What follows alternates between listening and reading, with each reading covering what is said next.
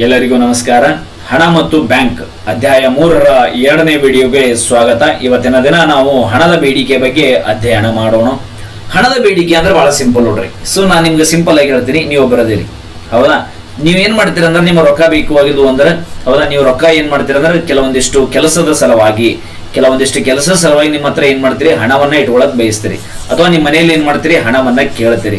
ಹಂಗಾಗಿ ಇದನ್ನ ಏನಂತೇಳಿ ಕರಿತೀವಿ ಅಂದ್ರೆ ಹಣದ ಬೇಡಿಕೆ ಅಂತೇಳಿ ಕರಿತೀವಿ. ಸಾಮಾನ್ಯವಾಗಿ ಜನರು ಅಂದ್ರೆ ನೀವು ಮತ್ತು ನಾವು ನಮ್ಮ ಹತ್ರ ಏನ್ ಮಾಡ್ತೀವಿ, ಒಂದಿಷ್ಟು ಹಣವನ್ನ ಇಟ್ಕೊಳಕ್ ಇಷ್ಟಪಡ್ತೀವಿ. ಇದನ್ನೇ ಏನಂತೇಳಿ ಕರಿತೀವಿ ಅಂದ್ರೆ ಹಣದ ಬೇಡಿಕೆ ಅಂತೇಳಿ ಕರಿತೀವಿ. ಅಂದ್ರ ನಿರ್ದಿಷ್ಟ ಸಮಯದಲ್ಲಿ ಜನರು ಅಂದ್ರೆ ನೀವು ತಮ್ಮ ಬಳಿ ಇಟ್ಟುಕೊಳ್ಳಲು ಬಯಸುವ ಹಣದ ಮೊತ್ತವನ್ನ ಏನಂತೇಳಿ ಕರಿತೀವಿ ಅಂದ್ರ ಹಣದ ಬೇಡಿಕೆ ಅಂತೇಳಿ ಕರಿತೀವಿ. ಸೊ ಅಂದ್ರ ಇಟ್ ಮೀನ್ಸ್ ನೀವು ಅದಿರಲ್ಲ, ನಿಮ್ಮ ಹತ್ರ ಏನ್ ಮಾಡ್ತೀರಾ, ನೋಟು ಮತ್ತು ನಾಣ್ಯಗಳನ್ನ ಇಟ್ಕೊಳಕ್ ಇಷ್ಟಪಡ್ತೀರಿ. ಯಾವುದೇ ಆದ್ರೂ ಉದ್ದೇಶಕ್ಕಾಗಿರ್ಬೋದು. ಹೌದಾ, ನೀವು ಯಾವುದೇ ಆದ್ರೂ ಉದ್ದೇಶಕ್ಕೆ ಇಟ್ಕೋಬಹುದು. ಹೌದಾ, ವಸ್ತುಗಳನ್ನ ತೆಗೆದುಕೊಳ್ಳಕ್ಕಾಗಿರ್ಬೋದು, ಅಥವಾ ಟ್ಯೂಷನ್ ಫೀ ಕಟ್ಲಕ್ಕಾಗಿರ್ಬೋದು, ಕಾಲೇಜ್ ಫೀ ಕಟ್ಲಕ್ಕಾಗಿರ್ಬೋದು, ಟಿಫಿನ್ ಮಾಡ್ಲಕ್ಕಾಗಿರ್ಬೋದು, ಡ್ರೆಸ್ ತಗೊಳಕ್ಕಾಗಿರ್ಬೋದು, ನೆಕ್ಸ್ಟ್ ಬಿಸ್ನೆಸ್ ಮಾಡ್ಲಕ್ಕಾಗಿರ್ಬೋದು. ಯಾವುದೇ ಉದ್ದೇಶಕ್ಕಾಗಿ, ಹೌದಾ, ಜನರು ತಮ್ಮ ಯಾವುದೇ ಉದ್ದೇಶವನ್ನು ಈಡೇರಿಸಿಕೊಳ್ಳಲು ತಮ್ಮ ಬಳಿ ಹಣವನ್ನು ಇಟ್ಟುಕೊಳ್ಳಲು ಪ್ರಯತ್ನಿಸುತ್ತಾರೆ. ಇದನ್ನು ಹಣದ ಬೇಡಿಕೆ ಎಂದು ಕರೆಯುತ್ತೇವೆ. ಅಂದ್ರೆ ನೀವು ನಿಮ್ಮ ಬಳಿ, ಹೌದಾ, ಅಂದ್ರೆ ನೀವಂದ್ರೆ ಯಾರು, ಜನರು. ಹೌದಾ, ಒಂದು ನಿರ್ದಿಷ್ಟ ಅವಧಿಯಲ್ಲಿ ಜನರು, ಹೌದಾ, ನೀವು ನಿಮ್ಮ ಬಳಿ ಇಟ್ಟುಕೊಳ್ಳಲು ಅಂದ್ರೆ ತಮ್ಮ ಬಳಿ ಇಟ್ಟುಕೊಳ್ಳಲು ಬಯಸುವ ಹಣದ ಮೊತ್ತವನ್ನು ಹಣದ ಬೇಡಿಕೆ ಎಂದು ಕರೆಯುತ್ತೇವೆ. ಕೇನ್ಸ್ ರವರ ಪ್ರಕಾರ ಹಣದ ಬೇಡಿಕೆಯನ್ನು 2 ಪ್ರಕಾರಗಳಾಗಿ ವಿಂಗಡಿಸಲಾಗಿದೆ. ಒಂದು ವ್ಯವಹಾರದ ಉದ್ದೇಶ, ಇನ್ನೊಂದು ಸಗಟು ವ್ಯಾಪಾರದ ಉದ್ದೇಶ. ನಿಮ್ಮ ಬೇಡಿಕೆ ಯಾವುದೇ ಇರಲಿ, ನೀವು 2ರಿಗೆ ಇರ್ತದೆ. ಹೌದಾ, ಏನು ಫಾರ್ ಎಕ್ಸಾಂಪಲ್ ಅಂತ ಹೇಳಿದಾಗ ನೀವು ಪುಸ್ತಕಗಳನ್ನ ತೆಗೆದುಕೊಳ್ಬೇಕಾಗ್ಯದ, ಇದು ಯಾವ ಉದ್ದೇಶ, ವ್ಯವಹಾರದ ಉದ್ದೇಶ. ಸೊ ನೆಕ್ಸ್ಟ್ ಟಿಫಿನ್ ಅನ್ನ ಮಾಡ್ಬೇಕಾಗ್ಯದ, ಅಲ್ಲಿ ಹೋಗಿ ಏನ್ ಮಾಡ್ತೀರಿ, ವ್ಯವಹಾರ ಮಾಡ್ತೀರಿ. ನೆಕ್ಸ್ಟ್ ಬಸ್ನಾಗ ತಿರುಗಾಡ್ಬೇಕಾಗ್ಯದ, ಕಂಡಕ್ಟರ್ ಮಾಡೋರ್ಗೆ ಏನಾಗ್ತದೆ, ವ್ಯವಹಾರ ಆಗ್ತದ. ನೆಕ್ಸ್ಟ್ ಬೇಕಾದ ಕೆಲಸ ಮಾಡ್ರಿ, ವ್ಯವಹಾರದ ಉದ್ದೇಶದಿಂದ ಮಾಡ್ತೀರಿ. ಇನ್ನೊಂದು ಉದ್ದೇಶ ಏನಂದ್ರ ಸಟ್ಟ ವ್ಯಾಪಾರ. ಇದ್ರ ಬಗ್ಗೆ ಮೊದಲು ಡಿಸ್ಕಷನ್ ಮಾಡೋಣ, ಆಮೇಲೆ ನಿಮ್ಮ ಬೇಡಿಕೆಗಳು ಎದಕ್ಕಿರ್ತಾವ, ಯಾವ್ದಾಗ್ತದ ಅನ್ನೋದನ್ನ ನಾವು ಡಿಸ್ಕಷನ್ ಮಾಡೋಣ. ಒಂದೇದು ವ್ಯವಹಾರದ ಉದ್ದೇಶ. ಜನರು ತಮ್ಮ ದಿನನಿತ್ಯದ ಸರಕು ಮತ್ತು ಸೇವೆಗಳನ್ನು ಕೊಳ್ಳುವ ಮತ್ತು ಮಾರುವ ವ್ಯವಹಾರಗಳಿಗಾಗಿ ಇಟ್ಟುಕೊಳ್ಳಲು ಹಣವನ್ನು ಬಯಸುತ್ತಾರೆ. ಅದನ್ನು ಹಣದ ಬೇಡಿಕೆ ಎಂದು ಕರೆಯುತ್ತೇವೆ.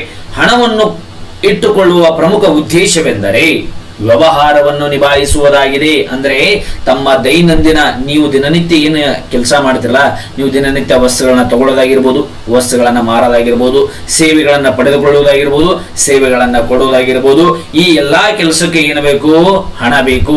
ಈ ಎಲ್ಲಾ ಕೆಲಸವನ್ನು ನಾವು ಏನಂತೇಳಿ ಕರಿತೀವಿ, ವ್ಯವಹಾರ ಅಂತೇಳಿ ಕರಿತೀವಿ. ಹಾಗಾಗಿ ಜನರು ತಮ್ಮ ದೈನಂದಿನ ವ್ಯವಹಾರಗಳನ್ನು ಪೂರೈಸುವ ಉದ್ದೇಶದಿಂದ ಸ್ವಲ್ಪ ಏನಪ್ಪಾ ಅಂದ್ರೆ ನಿಮ್ ಕಿಶದಾಗ ಇಟ್ಕೋಬೇಕು, ಎಲ್ಲ ಲಿಕ್ವಿಡ್ ಕ್ಯಾಶ್ ಎಲ್ಲವನ್ನ ₹5 ಚಹಾ ಕುಡಿಕೆ ಫೋನ್ ಪೇ ಹಿಡ್ಕೊಂಡು ನಿಂದ್ರೋದಲ್ಲ.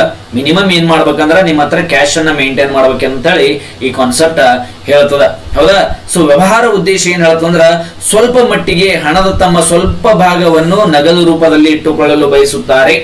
ಆದಾಯ ಸ್ವೀಕೃತಿ ಮತ್ತು ಉಪಭೋಗದ ವೆಚ್ಚದ ನಡುವೆ ಅಂತರವಿರುವುದರಿಂದ ನಗದು ಹಣವನ್ನು ಇಟ್ಟುಕೊಳ್ಳೋದು ಅವಶ್ಯಕ. ಅಂದ್ರೆ ಈ ಟೋಟಲ್ ಓವರ್ ಆಲ್ ಪಾಯಿಂಟ್ ಏನ್ ಹೇಳ್ತಂದ್ರ ವ್ಯವಹಾರದ ಉದ್ದೇಶ ಅಂದ್ರ ನೀವು ನಿಮ್ಮ ದಿನನಿತ್ಯ ಆಗುವಂತ ಖರ್ಚು ವೆಚ್ಚಗಳಿಗೆ ನೀವೇನ್ ಮಾಡ್ತೀರ ಅಂದ್ರ ನಿಮ್ಮ ಹತ್ರ ನಗದು ರೂಪದಲ್ಲಿ ಹಣವನ್ನ ಇಟ್ಕೋತೀರಿ. ನಗದು ಅಂದ್ರೆ ಕ್ಯಾಶ್ ಇನ್ ಹ್ಯಾಂಡ್, ಕೈಯಲ್ಲಿ ರೊಕ್ಕ ಇಟ್ಕೋತೀರಿ.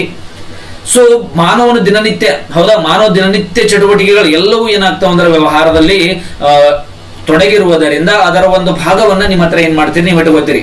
ಆದರೆ ಯಾಕೆ ಇಟ್ಕೋತೀರಿ ಅಂದಾಗ ನೀವು ಬರುವಂತ ಪಗಾರ ಹಣ ಬಂದ ಮತ್ತ ನೀವು ಖರ್ಚು ಮಾಡುವಂತ ಸಮಯದ ನಡಬರ್ಕ. ಸೊ 1ನೇ ತಾರೀಕಿಗೆ ನಿಮ್ ಪಗಾರ ಬಂದಿರುತ್ತೆ ಹಿಂದಿನ ತಿಂಗಳದು, ಬಟ್ ಇದು ಇಲ್ಲಿ ತನ ಹೋಗ್ಬೇಕು, 30ನೇ ತಾರೀಕು ಹೋಗ್ಬೇಕು. ಇಲ್ಲಿ 2ರ ನಡಬರ್ಕೆ ಏನದಂದ್ರ ಅಂತರದ. ಹಂಗಾಗಿ ಆದಾಯ ಸ್ವೀಕೃತಿ ಮತ್ತು ವೆಚ್ಚದ ಮಧ್ಯದಲ್ಲಿ ಅಂತರವಿರುವುದರಿಂದ ಸ್ವಲ್ಪ ಪ್ರಮಾಣದ ಹಣವನ್ನು ನಿಮ್ಮ ಕೈಯಲ್ಲಿ ಇಟ್ಟುಕೊಳ್ಳಬೇಕಾಗುತ್ತದೆ. ಆದ್ದರಿಂದ ಇದನ್ನು ವ್ಯವಹಾರದ ಉದ್ದೇಶದಿಂದ ಹಣದ ಬೇಡಿಕೆ ಎಂದು ಕರೆಯುತ್ತೇವೆ. ಕ್ಲಿಯರಾ? ನೆಕ್ಸ್ಟ್ ಸಟ್ಟ ವ್ಯಾಪಾರದ ಉದ್ದೇಶ ಎಂದರೆ, ಸೊ ಸಟ್ಟ ವ್ಯಾಪಾರದ ಉದ್ದೇಶ ಅಂದ್ರ ಆದಾಯ ಮತ್ತು ಲಾಭ ಗಳಿಸುವ ಉದ್ದೇಶದಿಂದ ಜನರು ನಗದು ಹಣವನ್ನು ಹೊಂದಲು ಬಯಸುತ್ತಾರೆ. ಅಂತಹ ಬೇಡಿಕೆಯನ್ನು ಸಟ್ಟ ವ್ಯಾಪಾರದ ಬೇಡಿಕೆ ಎಂದು ಕರೆಯುತ್ತೇವೆ. ಅಂದ್ರ ನೀವೇನ್ ಮಾಡ್ತೀರಿ, ಒಂದು ವ್ಯವಹಾರ ಮಾಡ್ಲಕ್ ತಗೋತೀರಿ, ಇನ್ನೊಂದು ಆದಾಯ ಅಥವಾ ಲಾಭ ಗಳಿಸ್ಲಕ್ಕ, ಒಂದು ನೀವು ಖರ್ಚು ಮಾಡ್ಲಕ್ಕ, ಇನ್ನೊಂದು ಎದಕ್ಕ ಆದಾಯ ಗಳಿಸ್ಲಿಕ್ಕೆ ತೊಗೊಂಡ್ರಂದ್ರ ಅದು ಸಟ್ಟ ವ್ಯಾಪಾರದ ಉದ್ದೇಶ ಆಗ್ತದ. ನೀವು ನಗದು ಹಣವನ್ನು, ಹೌದಾ, ನೀವು ನಗದು ಹಣವನ್ನ ಏನ್ ಮಾಡ್ತೀರಪ್ಪ ಅಂದ್ರೆ ಸಟ್ಟ ವ್ಯಾಪಾರದ ಉದ್ದೇಶಕ್ಕಾಗಿ ನೀವೇನ್ ಮಾಡ್ತೀರಿ, ಆ ಹಣವನ್ನ ಇಟ್ಕೊಳಕ್ ಬಳಸ್ತೀರಿ.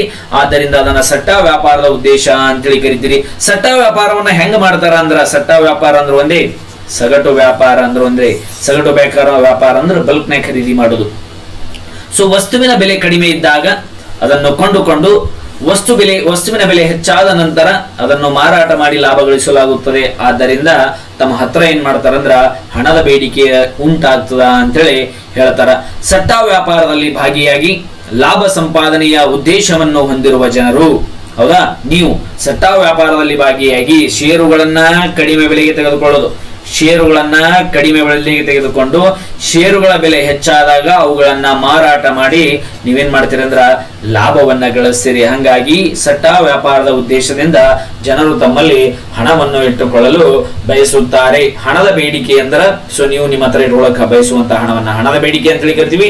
ಹಣದ ಬೇಡಿಕೆಯಲ್ಲಿ ಎರಡು ವಿಧಗಳು, ಒಂದು ವ್ಯವಹಾರದ ಉದ್ದೇಶ, ಇನ್ನೊಂದು ಸಟ್ಟ ವ್ಯಾಪಾರದ ಉದ್ದೇಶ. ನೀವು ಯಾವ್ದಾರ ಬಿಸ್ನೆಸ್ ಮಾಡ್ಲಕ್ಕ ಅಥವಾ ನೀವು ಖರ್ಚು ಮಾಡ್ಲಕ್ಕ ತೊಗೊಂಡ್ರಂದ್ರ ವ್ಯವಹಾರದ ಉದ್ದೇಶ, ಅದೇ ಹಣವನ್ನ ನೀವು ಲಾಭ ಗಳಿಸುವ ಉದ್ದೇಶದಿಂದ ತಗೊಂಡ್ರಂದ್ರ ಸಟ್ಟ ವ್ಯಾಪಾರದ ಉದ್ದೇಶ ಅಂತೇಳಿ ನೋಡ್ತೀವಿ. ಫಾರ್ ಎಕ್ಸಾಂಪಲ್, ನೀವೇನ್ ಮಾಡ್ತೀರಿ, ನಿಮ್ಮ ದಿನನಿತ್ಯದ ದಿನಸಿ ಸಾಮಗ್ರಿಗಳನ್ನ ಖರೀದಿ ಮಾಡ್ತೀರಿ, ಯಾವ ಉದ್ದೇಶ, ವ್ಯವಹಾರದ ಉದ್ದೇಶ. ಅದೇ ನೀವೇನ್ ಮಾಡ್ತೀರಿ, ತರಕಾರಿ ಮಾರುಕಟ್ಟೆಯಲ್ಲಿ ತರಕಾರಿಗಳನ್ನ ಕಡಿಮೆ ಬೆಲೆಗೆ ಖರೀದಿ ಮಾಡ್ತೀರಿ, ಖರೀದಿ ಮಾಡಿ ಹೆಚ್ಚಿನ ಬೆಲೆಗೆ ಮಾರಾಟ ಮಾಡ್ಬೇಕು ಅನ್ಕೋತೀರಿ, ಇದು ಯಾವುದು, ಸಟ್ಟ ವ್ಯಾಪಾರದ ಉದ್ದೇಶ. ಅದೇ ತರಕಾರಿಗಳನ್ನ ಖರೀದಿ ಮಾಡಿ ಮನೆಗೆ ಒಯ್ದಾರಂದ್ರೆ ವ್ಯವಹಾರದ ಉದ್ದೇಶ. ಇದು ನಿಮಗೆ ಅರ್ಥ ಆಗ್ಬೇಕು. ನೆಕ್ಸ್ಟ್, ಒಟ್ಟು ಹಣದ ಬೇಡಿಕೆ ಅಂದ್ರ, ಒಟ್ಟು ಹಣದ ಬೇಡಿಕೆಯು ವ್ಯವಹಾರದ ಉದ್ದೇಶ ಮತ್ತು ಸಟ್ಟ ವ್ಯಾಪಾರದ ಉದ್ದೇಶವನ್ನ ಕೂಡಿಸಿದಾಗ ಬರುವಂತ ಮೊತ್ತವಾಗಿದೆ. ಮನಿ ಡಿಮಾಂಡ್, ಸೊ ಒಟ್ಟು ಹಣದ ಬೇಡಿಕೆ ಅಂದ್ರ money demand for trade, money demand for speculative motive ಅಂತೇಳಿ ನಾವು ನೋಡ್ತೀವಿ. ಈ ಸೂತ್ರ ಏನಾಗ್ತಂದ್ರ ಒಟ್ಟು ಹಣದ ಬೇಡಿಕೆಯನ್ನ ಸೂಚಿಸ್ತದ. ಮುಂದಿನ ವಿಡಿಯೋದಲ್ಲಿ ಇನ್ನೂ ಹಲವಾರು ಕಾನ್ಸೆಪ್ಟ್ ಗಳನ್ನ ನಾವು ಡಿಸ್ಕಷನ್ ಮಾಡೋಣ ಅಂತೇಳಿ ಹೇಳ್ತಾ ಹಣದ ಬೇಡಿಕೆಯನ್ನ ನಾನು ಇಲ್ಲಿಗೆ ಮುಗಿಸ್ತಾ ಇದ್ದೀನಿ. ಜೈ ಹಿಂದ್.